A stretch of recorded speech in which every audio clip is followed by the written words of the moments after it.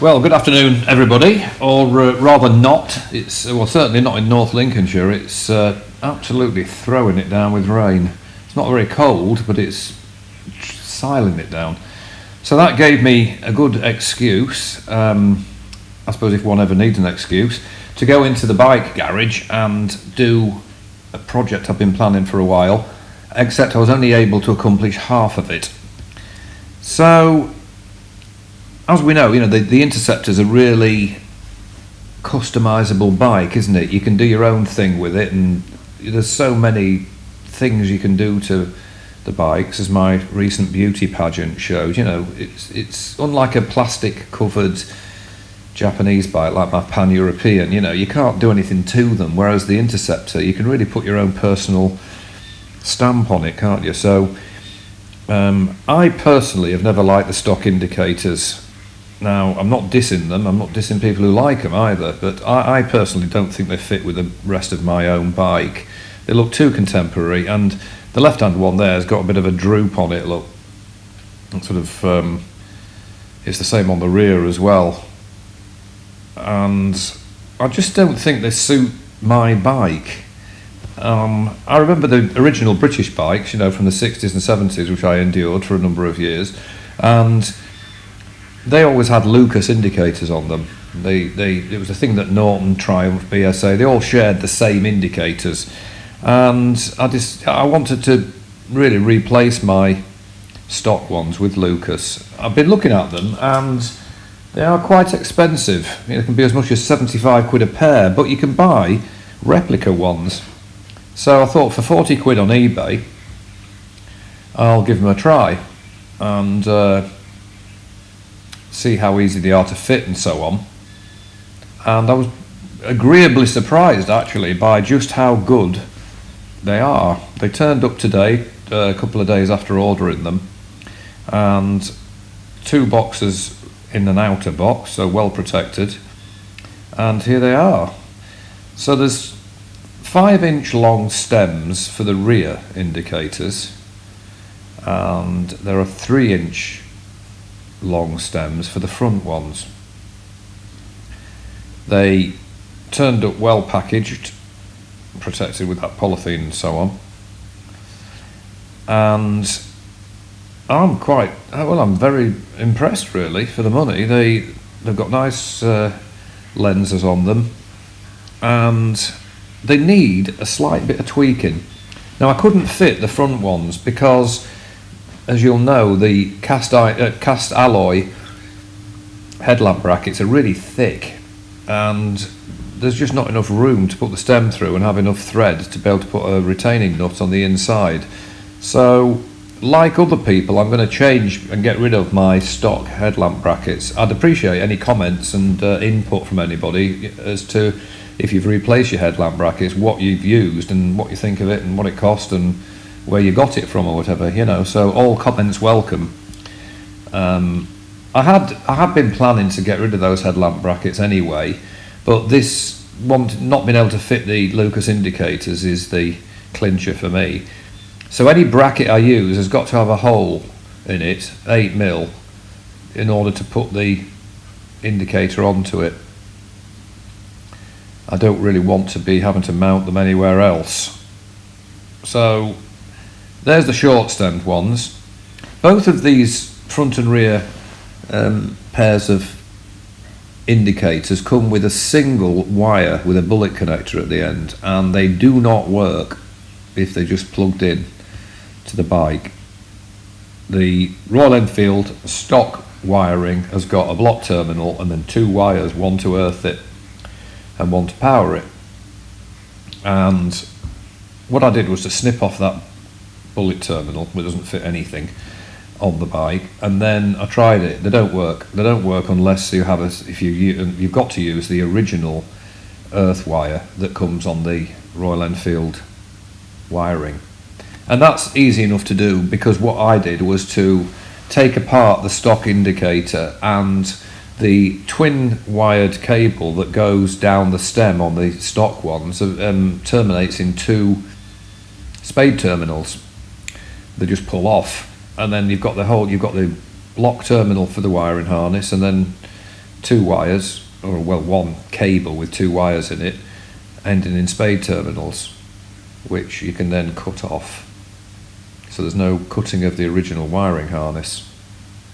I don't know why they don't supply these with two wires, to be honest.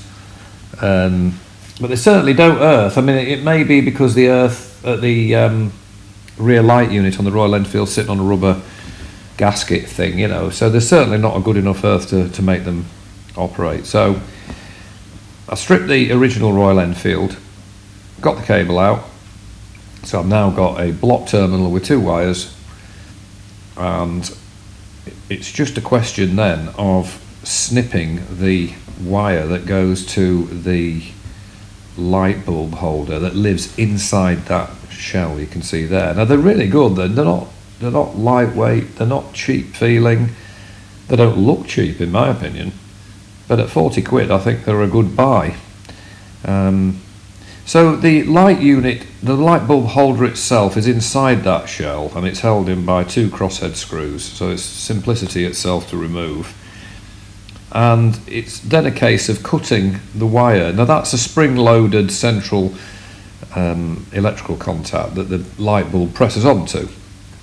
Everybody will be familiar with that. So I cut it close and joined up the wires like that. I then used my amazing Dremel soldering iron, subject of a previous video, just to put a bit of solder on it, as you can see from this next shot here. And there it comes. So that's just a little bit of solder on it, and that, as you can see, is some shrink tubing that I had in the drawer. So it's just a case of putting shrink tubing over it and then shrinking it on. But the other issue, of course, as I mentioned, is the second wire that's in that stock cable has got to either be soldered to the body of the light holder there, as you can see. Now it's galvanized, that is, and it's very difficult to make solder stick to it unless you sandpaper it, and I don't want to do that really. So the two wings there on that are holding that light bulb holder into the shell, all I did was bare the earth wire and put it through one of the holes on the wings there, and it's earths the body of the light bulb holder easily enough. I suppose to do a really good job you would put a little ring terminal on it and crimp it on and things, but it was easier, and I think it might be too big actually, a ring terminal, so I just poked the wire through the screw hole in one of those wings and then just tightened it back on. Easy enough to do. And the end result of it, of course, is well, if you look at this next picture here, you'll see there's the wire itself, look. So it's a bit of a push getting the two wires down the stem, but they do go. I just wrapped a bit of sellotape around both of them and then just pushed them, and they come out the other end. So you're doing it from the opposite end actually, you're shoving them from the left hand side of that picture and they emerge in the headlamp shell there, and there's the bared wire. In both cases it's black. On the bike a lot of the earthing connections are black, so if it's a stripy wire then it's going to be the main feed. There's the nuts and washers that I got. So like I say, it's a 7/16 UNF thread. I don't see how it would be possible to fit those stems to a bike at all without two nuts. One doesn't seem to, I think it's, you know, you can't do anything with it unless you've got a 7/16 threaded hole in the bike somewhere, which is highly unlikely. It'll be metric, but not for these indicators. So what I did was I decided to just do the rear. So these are the 5-inch stems. So as you can see, I've got two stainless washers there actually, which don't look bad, you know, when they're on the bike. It's not like it's not looking like a hardware shop attached to your rear light unit. It's just two stainless washers there. This next shot shows they need to be, by the way, they need to be tightened up very tightly because there's no locating pin on them, so they would spin if they're not tight. I'd even put Loctite on them and give them a good tighten up, and this is what they look like there.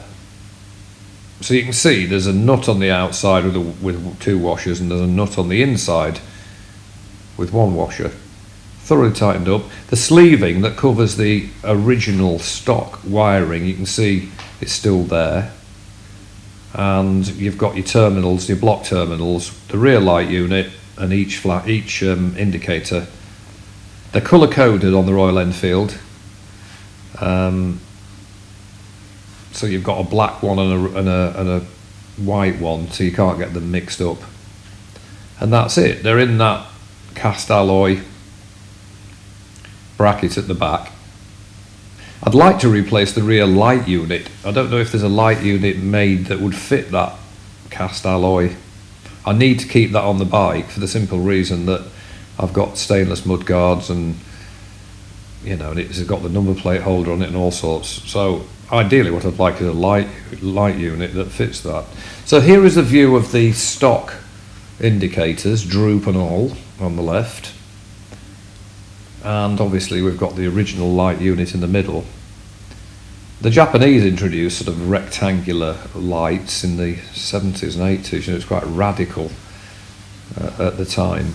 So again, I think it looks a bit contemporary for this bike. So if anybody's got any ideas or has done anything, please do let me know in the comments. So that's the stock indicators on the rear. And this next shot shows the Lucas ones, or the replica Lucas. Now, because the indicators themselves are in the foreground of the picture, they look like they're too wide for the bike. They're not actually, it's just the perspective of the photo. They're not sort of sticking out, you know, foot on either side of the bike.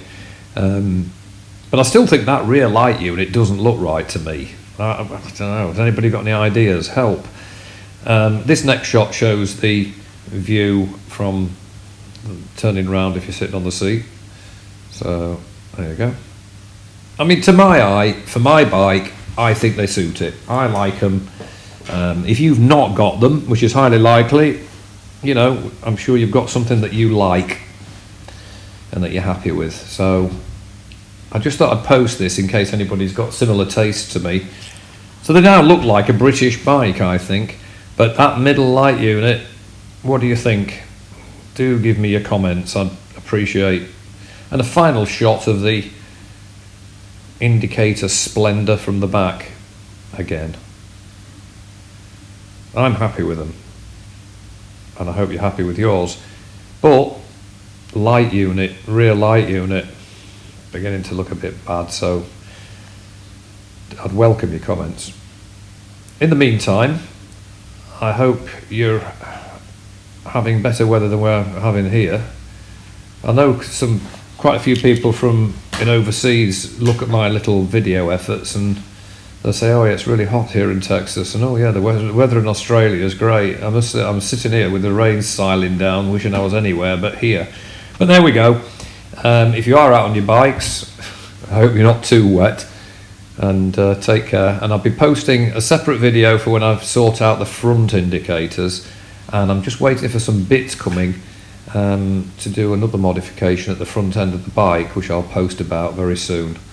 So in the meantime, take care, and I'll speak again. Bye.